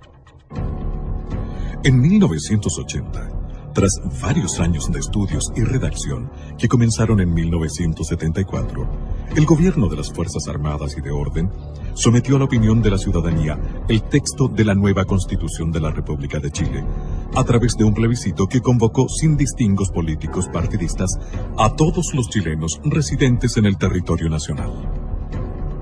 Total nacional. Votos sí. 3.943.068. Votos no. 1.100.000 729.018. Nulos, 165.855. El país aprobó la nueva Carta Fundamental, que hasta hoy rige a Chile, dándole pleno respaldo a las reformas y modernizaciones presentes en ella, como también a las disposiciones transitorias que establecían que la Junta de Gobierno asumía las funciones legislativas y constituyentes con el capitán general Augusto Pinochet Ugarte como única autoridad ejecutiva a nivel nacional, y al marco institucional que establecía el mecanismo para la sucesión del presidente a través de un plebiscito a efectuarse en 1988 y posteriormente, según los resultados de este, la realización de elecciones libres presidenciales y parlamentarias en 1989, tal cual aconteció. Reafirmando lo anterior, el presidente Pinochet dispuso e impulsó la construcción de las instalaciones del actual Congreso Nacional en la ciudad de Valparaíso y creó la ley de partidos políticos con la cual se rigen la totalidad de los partidos existentes en la actualidad. Con notable visión geoeconómica, el presidente Pinochet puso especial énfasis en el desarrollo del comercio exterior que años más tarde daría paso a los innumerables tratados de libre comercio que han significado prosperidad económica y nuevas fuentes de trabajo en Chile. Y creó ProChile para proveer al comercio exterior de un instrumento de promoción y respaldo especializado, con una oficina en cada una de las sedes diplomáticas nacionales. En este periodo se inició el gran poder exportador de productos no tradicionales que a la fecha solo era de carácter minero. Chile se convirtió en el principal país exportador hortofrutícola del hemisferio sur. Se dispuso la apertura de la economía al mundo exterior. Se eliminaron las barreras no arancelarias y se aplicó la rebaja y uniformidad de los aranceles. Hecho este último que permitió al presidente Pinochet concretar dos logros en uno. Al implementar la zona franca de Iquique y el moderno aeropuerto en la misma ciudad, como medio de estimular la recuperación económica de la zona. Creó el Servicio Nacional de Turismo, Sernatur, encargada de la promoción del turismo a nivel nacional e internacional. No solo las grandes transformaciones y modernizaciones ocuparon al presidente Pinochet. Su grandiosa obra está salpicada de detalles. Tenía mucho aprecio a los mapuches. Y tanto así que, por ejemplo, en el Consejo Económico Social, su principal preocupación fue tener un representante del mundo mapuche ahí, que fue el profesor Efraín Nahuelpan, que vive en Villarrica. Además, en el sur, él fue nombrado lonco, se le entregó la clava, que es el toque de mando de los mapuches, como símbolo, y de hecho ellos tienen muy buen recuerdo, porque cuando hubo que repartir las tierras después de la reforma agraria, ellos se convirtieron en propietarios, verdaderos propietarios de sus tierras. Creo que era un ser excepcional, una persona preocupada de todos quienes trabajábamos al lado de él. Siempre tenía una palabra de preguntar de cómo se encontraba la familia. Haciendo gala de su gran espíritu patriota, dispuso por decreto que la cueca fuera oficializada como baile nacional e incorporó como símbolos patrios al copihue y la araucaria. Faltaba algo, faltaba que alguien le pusiera la marca, porque el animal con marca, ese tiene valor. Y fue así como mi capitán Augusto Pinochet Ugarte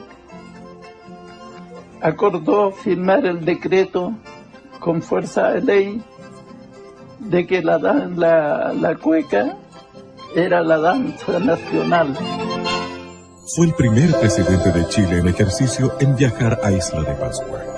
En Rapa Nui había solo 1.200 electores, cifra a la que los políticos no le daban relevancia. Sin embargo, el presidente Pinochet, con su visión geopolítica, no lo consideró así y llevó a la isla progreso, fomentando el turismo y construyendo un hospital que en esos años tuvo un costo de $3 millones. La emoción y alegría de los pascuenses se reflejó en el tierno y conmovedor saludo que le brindó una pequeña pascuense.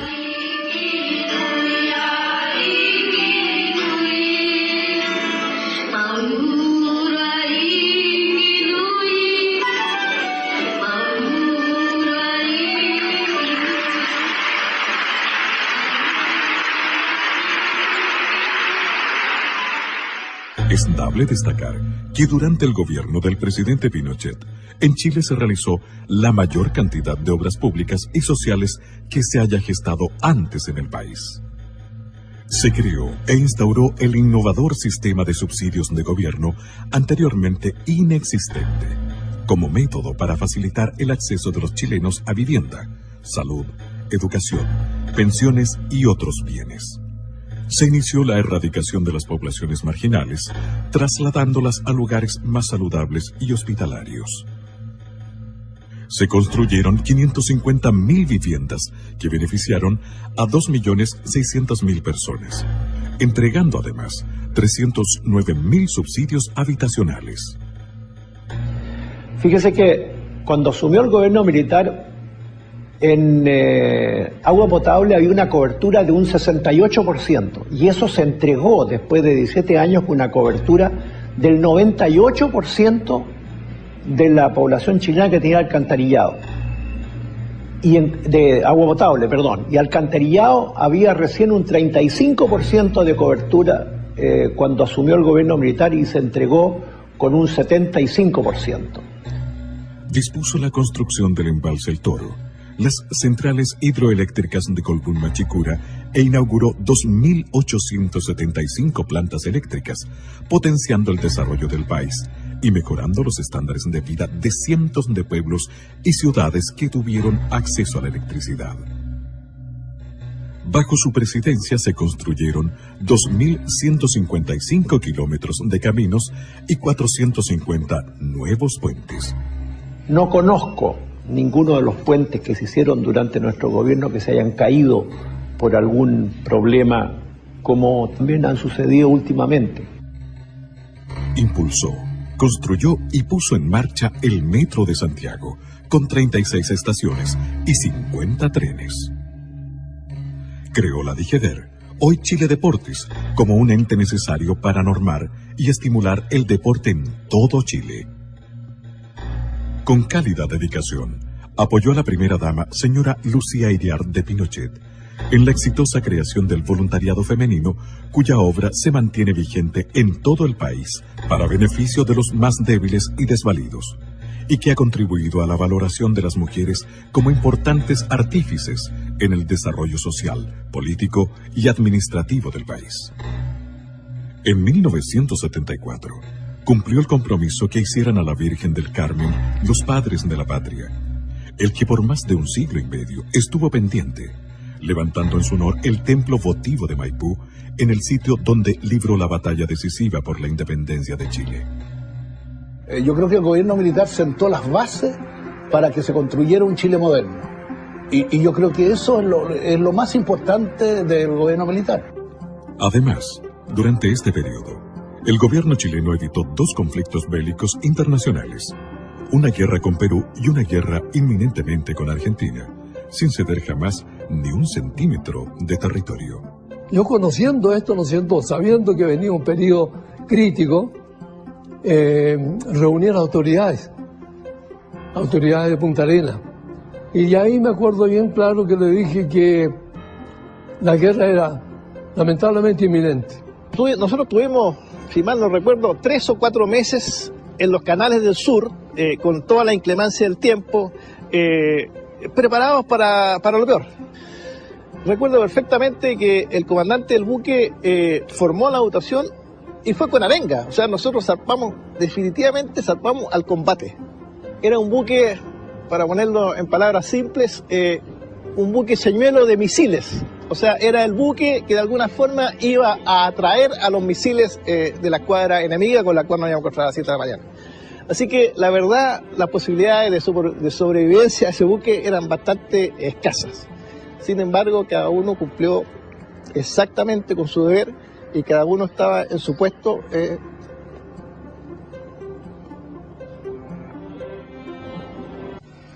Y muchas veces, señores, tuve que soportar la tensión de ver cómo la República Hermana de Argentina efectuaba ejercicios, acciones de guerra hasta la línea de frontera. Y ahí fue cuando en esa oportunidad le manifesté al señor presidente Videla que mientras hicieran ejercicios hasta la frontera no había problema. Pero ahí se pasaba la línea de frontera. Ahí se pasaba. Recibí esa orden que estaba escrita directamente de Pinochet y decía más o menos lo mismo. Ante posible acción ofensiva de fuerzas argentinas, defenderá su zona jurisdiccional combatiendo hasta el último hombre. Esta es la misión que yo, como comandante en jefe, recibí. No hay ser humano en el mundo que odie más la guerra que no sea el militar. Porque el militar conoce la guerra desde adentro y en profundidad. Que aquel magallánico que creyera no tener la capacidad, la moral, la fuerza anímica para resistir a la acción de una guerra, les pedía, pero no lo podía ordenar porque no había declaración de guerra, les pedía que dejara la zona. Estuve con la observación en el aeropuerto y en el puerto durante una semana para ver cuántos magallánicos abandonaba Punta Arenas. Ni uno. Ni uno. Obviamente las circunstancias fueron variando, pero la buena voluntad, también con un impulso que vino del Vaticano,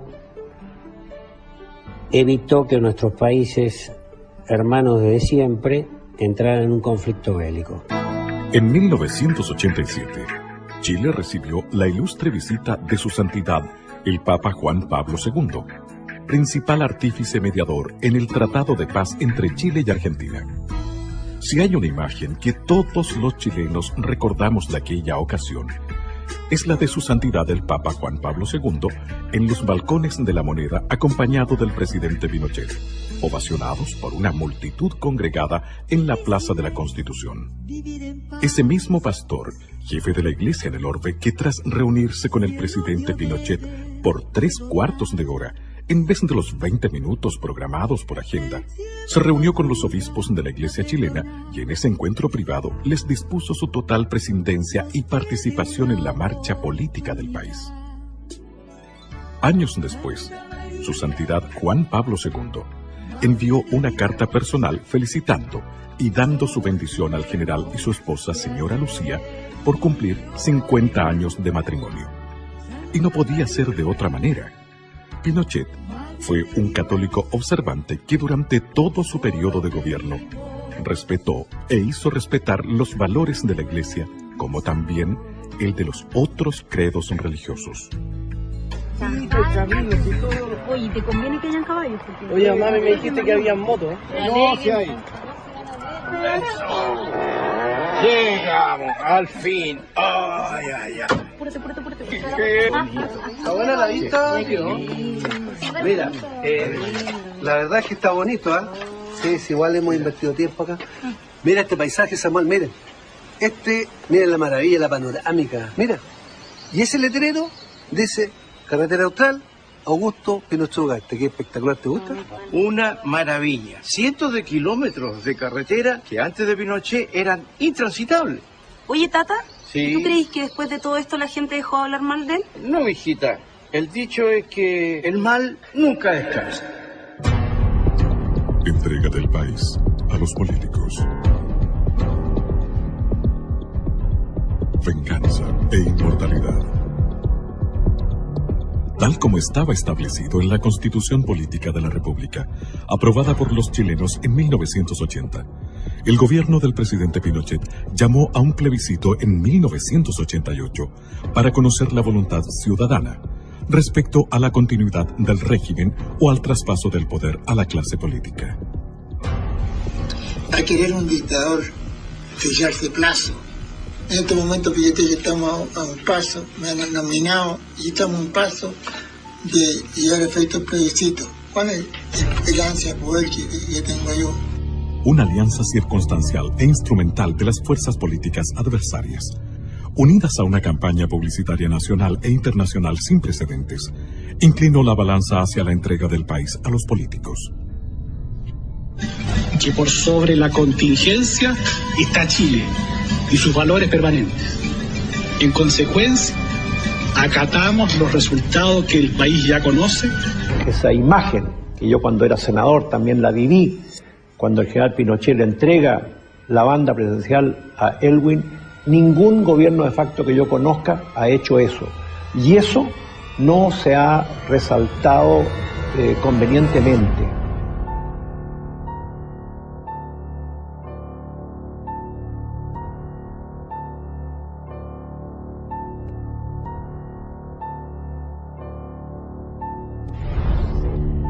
Las instrucciones a los ministros, a los intendentes, fue preparar una entrega modelo.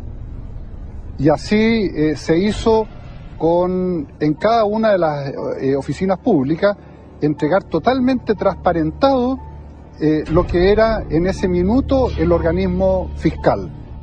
Se entregaba a una nación ordenada, fuerte y sólida, que ostentaba un 5% de cesantía y un 7% de crecimiento económico. Y en este momento se ingresa ya a la sala de plenarios, con lo cual se da inicio así a la solemne ceremonia en que el presidente de la República dará cuenta de su gestión de gobierno de estos 16 años.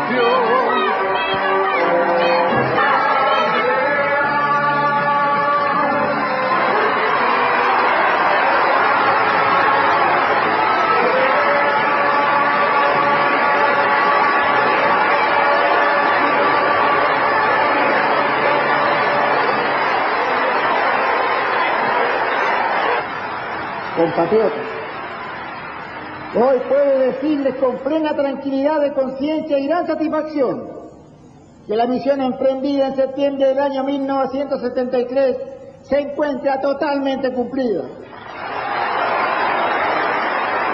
Chilenas y chilenos, tengo fe en los chilenos y esperanza en su promisorio destino.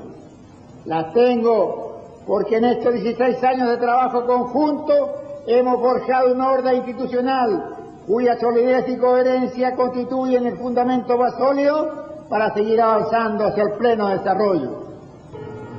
No olvidemos nunca que fuimos capaces de levantar a Chile de las ruinas y que hemos construido un país nuevo, moderno y pujante. En consecuencia, comprometámonos ahora y para siempre a no permitir jamás que nuestro país deje de ser esa patria orgullosa, soberana y libre que tanto amamos. ¡Viva Chile! El poder civil fue asumido por un gobierno de coalición o de concertación de partidos políticos, donde figuró la Democracia Cristiana, el Partido Radical, el Partido por la Democracia y el Partido Socialista.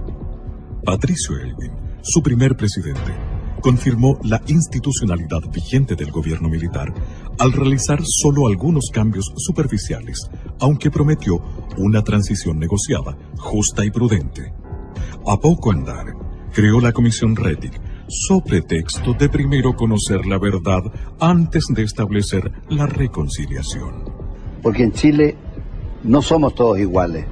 Aquí la ley, y sobre todo la ley penal, se aplica para un lado y no para el otro.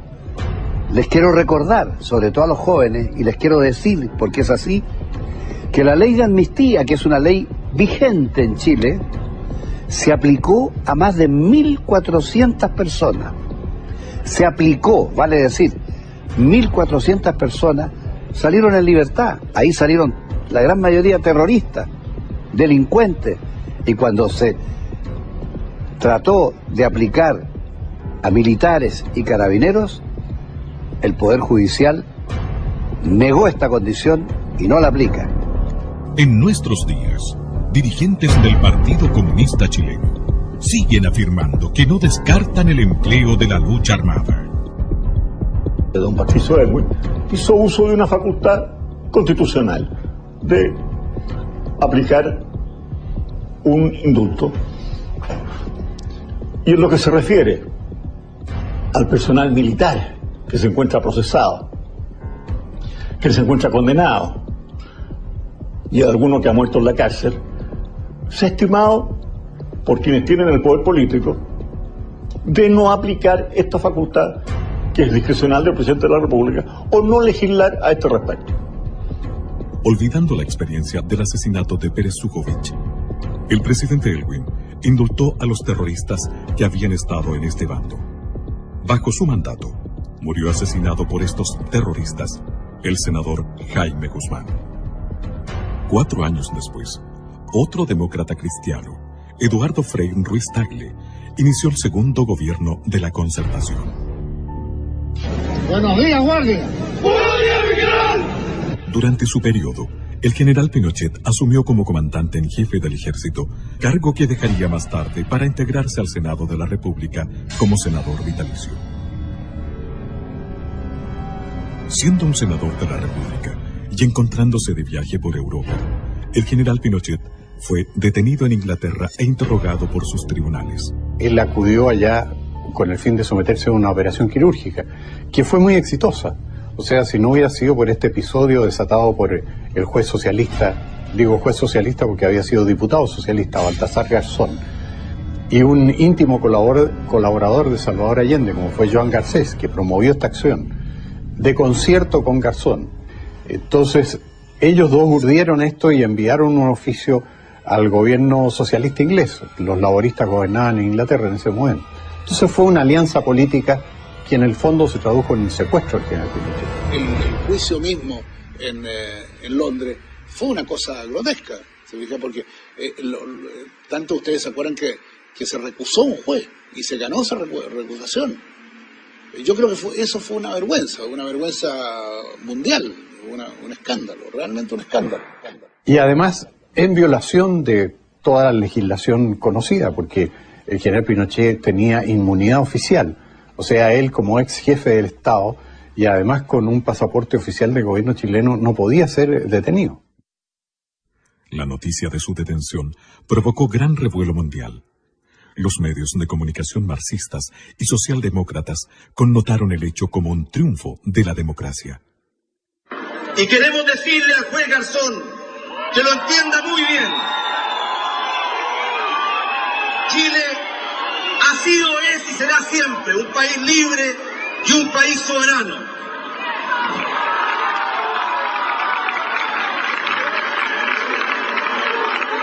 Por un problema de principios, no podemos permitir que hoy día un juez español, mañana un juez de Mozambique o de cualquier otra parte del mundo, se arroje una jurisdicción que no le corresponde y pretenda intrometerse en nuestros asuntos y juzgar a personas por hechos ocurridos en nuestro país y que tienen el alto cargo de haber sido expresidente de la República. Dentro de los sentimientos de apoyo que provocó en nuestro país el secuestro del general Pinochet en Londres, fue el que unió por esos días a las barras bravas del fútbol profesional. La Garra Blanca de Colo-Colo y los de abajo de la Universidad de Chile, los que jugaron un partido amistoso de baby fútbol pidiendo la libertad y en el acto de conmemoración del 11 de septiembre que se realizó ese año se dieron un fraternal abrazo. Durante su calvario, el matrimonio Pinochet recibió la visita de la primera ministra británica, Margaret Thatcher.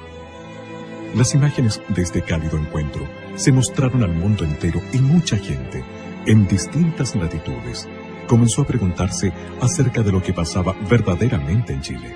Después de visitar al general, al día siguiente, como digo, me recibió la señora Margaret Thatcher en su casa. Entonces ella me dijo: así que usted no tiene entrevista con ninguna autoridad de gobierno, ¿no? Le dije: señora, yo no vengo con esa misión ni con esa intención. No, me dijo, yo creo que usted debe tratar de reunirse con alguien, porque es bueno que a lo mejor el gobierno inglés conozca un poquito la visión real de lo que está pasando en Chile. Gestionó una entrevista con una persona que trabajaba en el gabinete del primer ministro.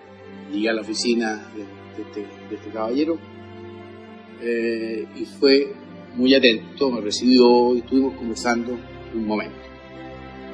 Así que me permití en ese momento decirle, mire, yo le agradezco que me haya recibido, solamente venía yo a visitar al general, que está acá, pero ya que tuve esta oportunidad, le voy a expresar, y creo que es bueno que usted lo sepa, el sentimiento de mi institución, que es la que yo represento. Y quiero ser bien claro en eso.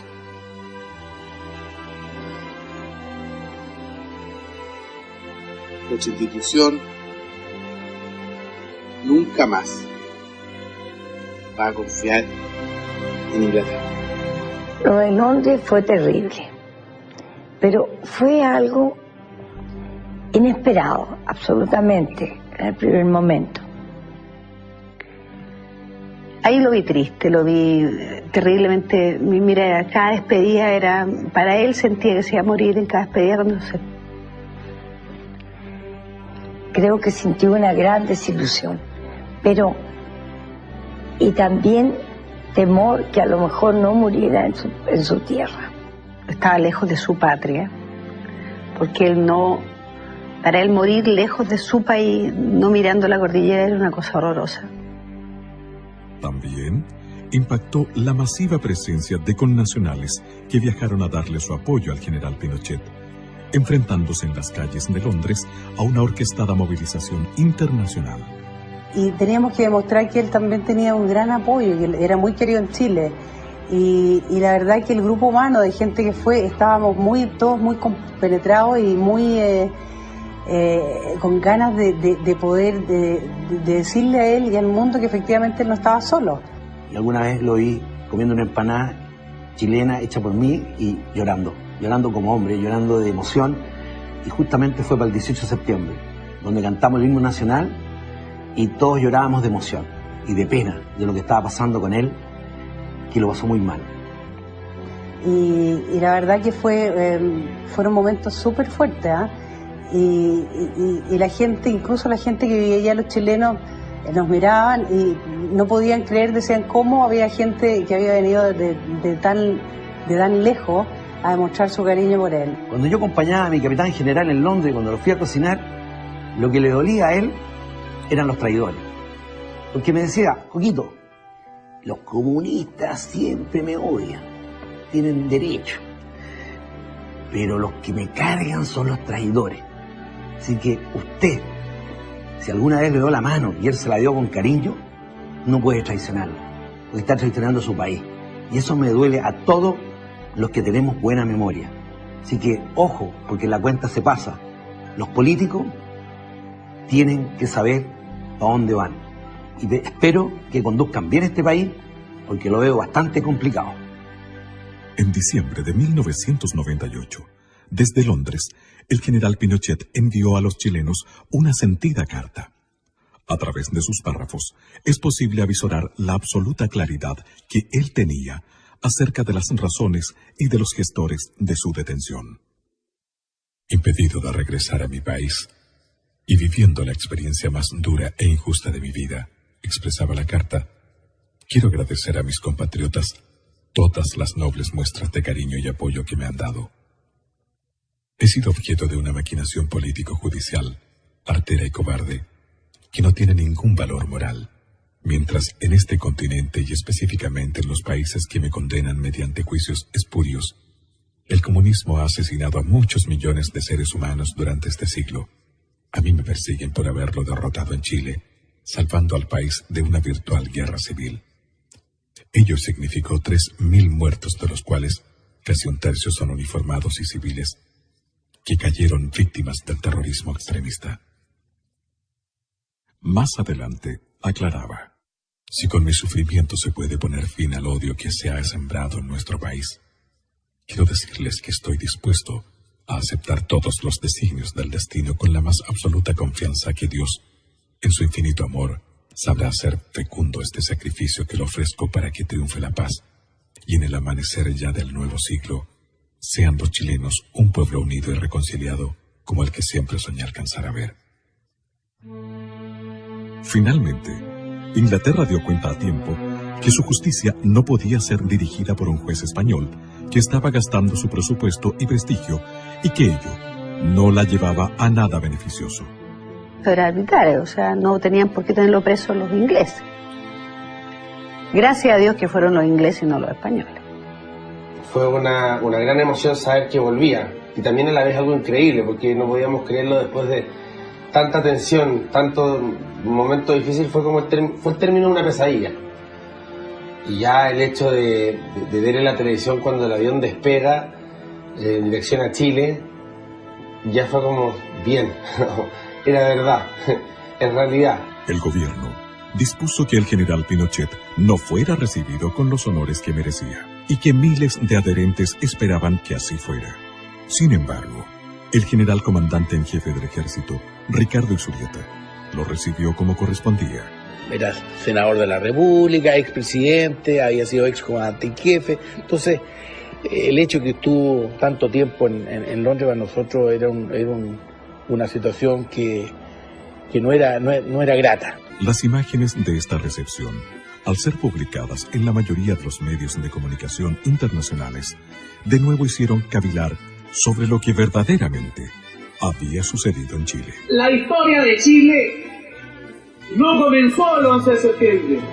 El 11 de septiembre es el día último en que Chile se destrozaba y se caía a pedazos. No amanecieron con ganas de tomarse el poder. Lo que hicieron fue a petición de la inmensa mayoría de chilenos, incluso de aquellos que hoy día dicen que no, incluso de aquellos que en ese momento fueron a dejar su anillito y dieron plata y hoy día dicen que no. Incluso con ellos, incluso aquellos que fueron parte del gobierno militar entre 1973 y 1975, como fue la democracia cristiana, y que no intenten decir que no, porque la historia no se puede falsear.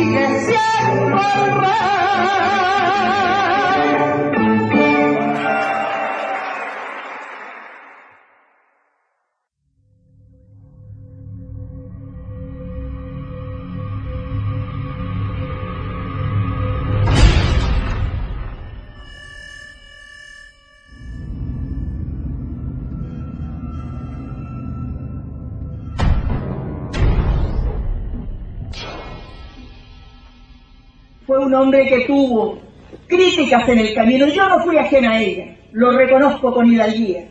Pero como se lo dije en privado, hoy día se lo repito en público. ¿Cuántas de mis críticas hoy día tengo que decirle, presidente, tenía usted la razón? Durante el gobierno de Eduardo Frei hijo, se modificaron los textos de educación y se estableció en ellos que la violencia en el país había sido iniciada solamente por los agentes del Estado, en tiempos del general Pinochet. El cambio en los textos de educación fue una clara demostración de querer borrar de la historia el periodo de guerra irregular que se mantuvo vigente por casi 30 años en Chile, con algunos momentos más álgidos y duros que otros. El presidente Eduardo Frei Ruiz-Tagle, lamentablemente, con la anuencia del mando militar, tratando quizás de dar señales de consenso reconciliador, estableció una mesa de diálogo, con lo que se judicializaron todas las causas militares. El perjuicio mayor fue para los militares que habían actuado directamente en la lucha contra la actividad terrorista. Esas personas comenzaron a ser procesadas y muchos de ellos están todavía detenidos, presos, condenados, con una justicia muy extraña. Hoy día, los militares que dieron garantía y seguridad al país permanecen encarcelados sin que se vislumbre todavía una salida. Evidentemente uno ve una acción insidiosa, porque acá uno escucha permanentemente la mitad de la campana, la mitad de la historia. Yo le dije al principio de esta entrevista que la verdad contada a medias termina siendo una vil mentira. Entonces, ¿por qué no juzgamos a la otra parte también? Yo no estoy diciendo, ningún camarada dice, no tenemos que ser sometidos a juicio, pero a juicios justos. Mire, yo no quiero entrar a juzgar a los jueces porque ellos es un poder del Estado que es independiente, pero me parece que con el tiempo va a haber una recapitulación aquí en la forma en que ha actuado la justicia, que creo que no ha sido la mejor. Mi opinión personal es que simplemente aquí se ha aplicado un doble criterio en lo que dice relación con la aplicación de tratados internacionales, pero ahí está la Corte Suprema, que hasta hace 10 años lo aplicó de una manera y ahora lo aplica de otra manera, con las mismas normas legales que estaban vigentes ahora y antes. Tras el gobierno de don Eduardo Frei Ruiz-Tagle, vino el gobierno de don Ricardo Lagos Escobar, quien intentó reivindicar al nuevo socialismo, al socialismo renovado, que apoyó nacional e internacionalmente su gestión. Su sucesora, la presidenta de la República, doña Michelle Bachelet Jeria, hizo recrudecer el trato a los presos políticos militares. Caracterizó su gobierno con una serie de cambios sociales. Su eslogan fue ni perdón ni olvido, mientras en los escenarios internacionales declaraba no guardo resentimiento alguno. Pero Tata, tanta persecución parece película de terror esta cuestión, po. Mira, es que todo está clarito. En la prensa, en los textos de estudio, en el Museo de la Memoria y en la los... sentencia, acuérdate, po. Bueno, pero es que en los juicios contra militares que no tienen nada de justicia. Sí, po. Pucha, Tata, encuentro escalofriante tanto rencor. ¿Sabéis, Tata? Yo creo que la carretera austral es lo que más representa al general. Abriendo caminos, dejando huellas donde antes nadie lo había intentado. Estamos de acuerdo, mi niña. En todas las épocas han habido grandes hombres que han abierto caminos y han dejado huellas imborrables. El 24 de diciembre del año 2006, semanas después del fallecimiento del general, la Fundación Augusto Pinochet dio a conocer una carta del exmandatario en la que, en uno de sus párrafos, se dirige especialmente a las nuevas generaciones, aclarando: Chile empezó a arder y se encajonaba sin escape. Objetivamente, en mi concepto, a 3 posibilidades. Esto que lo entiendan las nuevas generaciones nacidas con posterioridad a la crisis. A una guerra civil sin cuartel, de ventana a ventana, con miles y miles de personas muertas, a la imposición de una dictadura llamada del proletariado ideológicamente marxista-leninista, con la pérdida total de libertad política y del Estado de Derecho, y a una reacción conjunta de civiles y militares para eliminar tajantemente las anteriores. Nadie discute que la inmensa mayoría de la población se inclinaba por esta última alternativa. En otro párrafo de esta carta, el general aborda de manera frontal el tema de las muertes y los desaparecidos. En muchas muertes habidas y en los desaparecidos de cuerpos, es muy posible que no se logre jamás un conocimiento acabado del cómo o por qué ocurrieron. No se puede descargar con simpleza la responsabilidad de un sinnúmero de extralimitaciones porque no hubo un plan institucional para ello. Los conflictos graves son así, fuentes de abusos y exageraciones. En los enfrentamientos habidos en la historia, el resultado en cuanto a pérdidas de vida y las deshumanizaciones son parte de su definición. Finalmente, la carta concluye con una exclamación que parece surgir desde el alma misma del general Pinochet. ¿Cómo quisiera que no hubiese sido necesaria la acción del 11 de septiembre de 1973? ¿Cómo hubiese deseado que el presidente Salvador Allende no hubiera incubado en su ideario el propósito de transformar a nuestra patria en una pieza más del tablero dictatorial marxista? Esta misiva, conocida en forma póstuma, no hace sino engrandecer la imagen de Augusto Pinochet, a juicio de algunos analistas internacionales, como lo menciona en su obra el escritor italiano Mario Spataro. El mundo, poco a poco, está comprendiendo y valorando la verdad de los hechos que acontecieron en Chile, y la imagen del general Pinochet está comenzando a tomar su real dimensión de estadista y patriota. También lo cree así Paul Johnson, destacado escritor e historiador inglés, que señala textualmente en su obra: la gente debe estar de acuerdo en diferir sobre los héroes. Yo admiro enormemente a Chile y su gente, y me preocupé cuando mi amigo Salvador Allende se hizo presidente y abrió el país a las hordas de radicales armados de todas partes del mundo. Así que aplaudí la toma del poder por parte del general Pinochet. Pero al evitar la transformación de Chile en un satélite comunista, el general se granjeó el furioso odio de la Unión Soviética. Pinochet sigue siendo un héroe para mí porque conozco los hechos. Pinochet es el hombre del destino, por su voluntad inquebrantable y por su obra gigantesca. Forjador en lo fundacional del régimen, conductor de la transición y realizador de la futura consolidación y de la entrada de Chile en una nueva era. Estas no son palabras, son sentimientos profundos. Pinochet, para la mujer chilena, es signo de seguridad. Pinochet, para la juventud chilena, es símbolo de realización cierta de sus esperanzas. Pinochet, para el país entero, es el hombre símbolo de la vocación de grandeza de Chile. Pinochet es el más grande estadista de este siglo. Muchas gracias. Quizás el acto revanchista menos honorable de parte de la coalición gobernante y de su presidenta en esos momentos fue aquella orden política dada al comandante en jefe del ejército, general Óscar Izurieta Ferrer, con motivo del fallecimiento del general Pinochet, de no hacerle funerales de jefe de Estado y que no tuviera cortejo público. Sin embargo, aquel encontró la solución al hacerlo en la escuela militar. Si lo único que le falta a este país, lamentablemente, es poderse dar la mano entre todos. Por eso cuando mi papá se murió, yo me acerqué donde la señora Blandot y le di la paz. No por un gesto de aparentar políticamente nada a favor ni en contra de nadie. Simplemente porque en una misa fúnebre donde mi padre había muerto, hice lo que me enseñó él, que las rencillas y las cosas se dejan de un lado. El mundo entero observó conmovido el adiós al general, preguntándose nuevamente qué había acontecido realmente en Chile. Yo, señores, estoy en la final de la vida. Ya la vida veo que se va terminando y el camino solo se va acabando. Pero siempre guardo para ustedes el cariño, el afecto,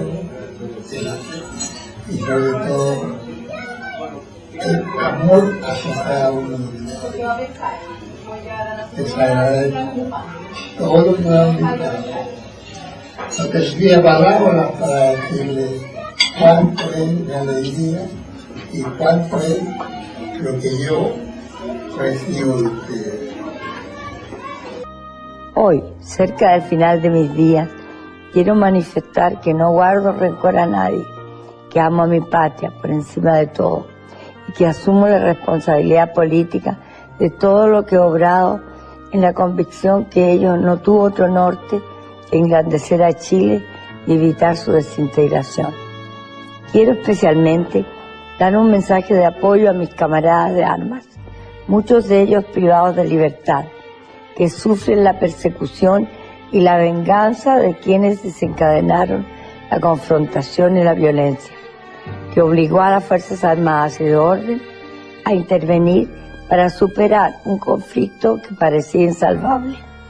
Gracias a su coraje y decisión, Chile pudo transitar entre la amenaza totalitaria y la plena democracia que nosotros restablecimos y de la cual gozan todos nuestros compatriotas. Reitero lo que he dicho siempre, yo asumo la plena responsabilidad política de lo sucedido. Tengo la certeza más absoluta de que el día de mañana, cuando cesen las pasiones y los resentimientos, la historia juzgará con objetividad nuestras tareas y reconocerá que la obra realizada colocó a Chile a la cabeza de las naciones de este continente. Ruego a la divina providencia que seamos capaces de superar las heridas que inevitablemente dejan conmociones sociales y políticas como las que debimos enfrentar en 1973, y que se restablezca en Chile la unidad, concordia y paz social. Solo así volveremos a ser grandes y sepultaremos el odio y el revanchismo. Muchas gracias a todos ustedes por la lealtad y la gratitud que guardan para con este viejo soldado, a quien la patria lo colocó en una encrucijada histórica que logramos resolver con el apoyo y respaldo de sus camaradas de armas y del heroico pueblo chileno. ¡Viva Chile!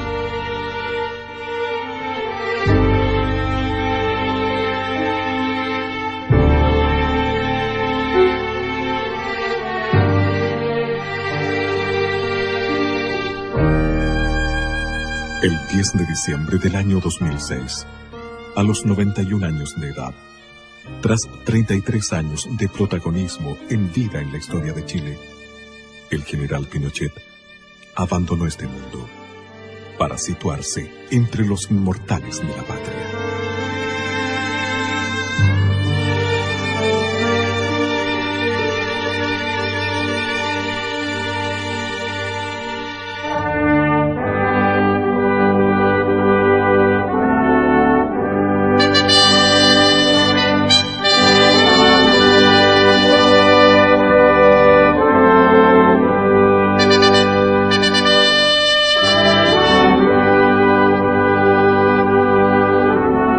Cientos de presidentes serán olvidados. Un general Pinochet vivirá para siempre.